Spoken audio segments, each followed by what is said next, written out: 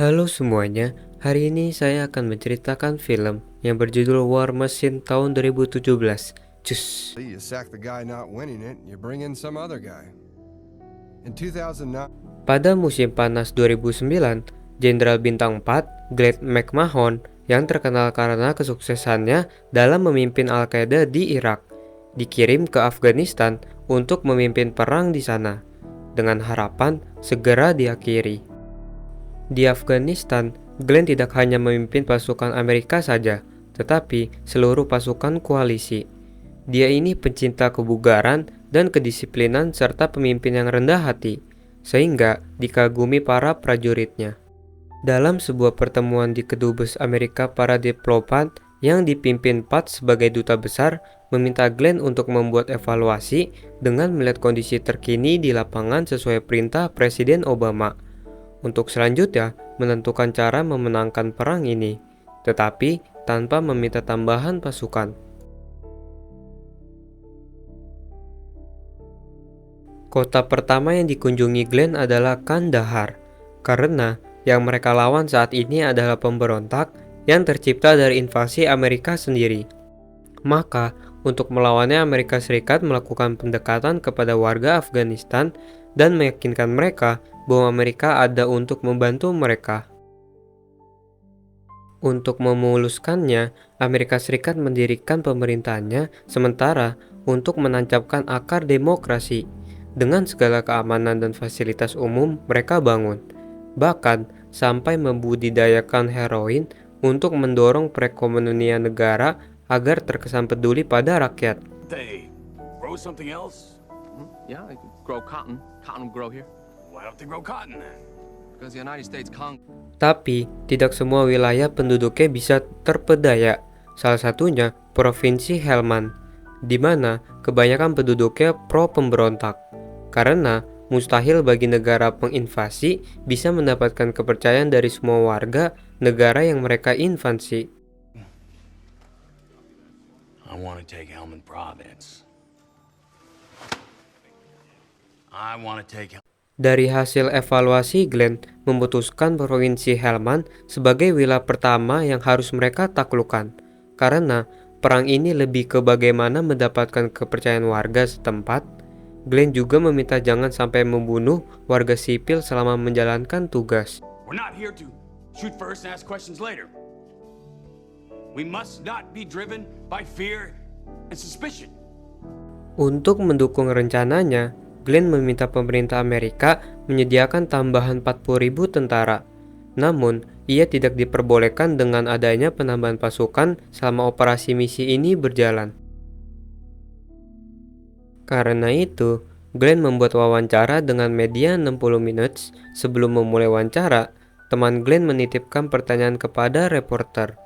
Pertanyaan itu adalah, sudah berapa kali dia berbincang dengan presiden setelah dikirim ke Afghanistan? Tujuannya agar Glenn bisa segera bertemu dengan presiden. Yes. Once. I've spoken to the president once by video teleconference. You've spoken to the president once in what, 70 days? That's right. You're the leader of U.S. forces in Afghanistan, and you have spoken to the president once in 70 days. Yes, ma'am. I'm guessing he's very busy. Probably. Akibat wawancara itu, Dick, seorang diplomat Amerika Serikat, memarahi Glenn karena menyudutkan presiden. Namun, Glenn marah pura-pura terjadi masalah dengan komputernya karena malas menanggapi Dick. Something's wrong. I can't hear what you're saying. Let me try this. Can you hear me now? Yeah, I can hear you. Okay, something's wrong here. Sedangkan Presiden Barack Obama menanggapi wawancara Glenn dengan mengumumkan akan mengirimkan 30.000 pasukan ke Afghanistan untuk menjalankan misinya. As your commander-in-chief, I owe you a mission that is clearly defined. Yes, you do. Singkat cerita, sebelum memulai operasi, seorang kapten memberikan wejangan untuk menyemangati prajuritnya dan ditutup oleh doa. So don't be under any illusion. This will get ugly. We're gonna lose, guys. I am not gonna lie to you about that.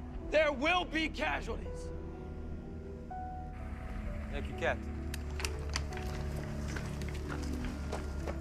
Let us pray. Almighty God. Malamnya, prajurit tiba di kota Marja di provinsi Helmand.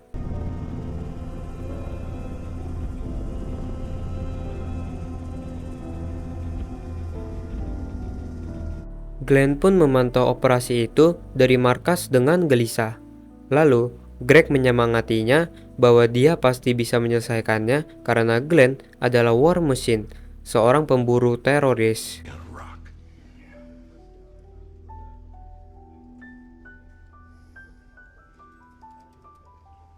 Killing machine, Glenn. You are the terror. Di lapangan, kita diperlihatkan Ortega memimpin skuadnya memeriksa sebuah desa, sebelum sebuah tembakan mengagetkan mereka semua. Contact front! Move! Up against the wall! Not too close! Get off the wall! Now!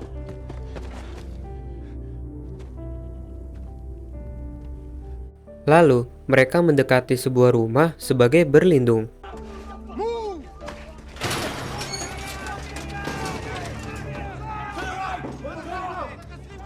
Mereka pun melakukan perlawanan. Short! One more!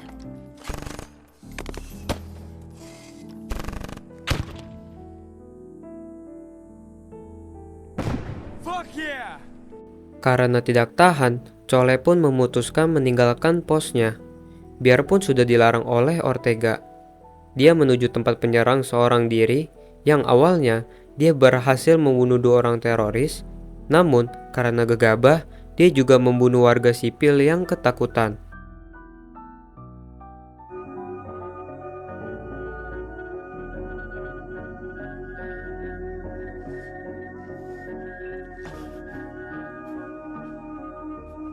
Glenn pun datang ke lapangan itu dan meminta maaf kepada warga sipilnya. Glenn McMahon, on behalf of coalition forces, I want to apologize to you for the loss you've suffered here today. Lalu, ketika dia mengadakan pertemuan publik dengan warga sekitar untuk menjelaskan kejadian tersebut, para warga menjadi emosi dan menuntut pasukan bantuan untuk pergi dari Afghanistan. He says that he likes roads and schools, but Lebih buruk lagi, Glenn mengetahui artikel Cholen telah diterbitkan melukiskan gambaran negatif dengan salah menangani upaya perang. And our vice president. We don't have the support. Kemudian, Glenn pun dipanggil presiden menuju Washington. Mengetahui Glenn akan dipecat, dia pun pamit kepada rekan-rekannya.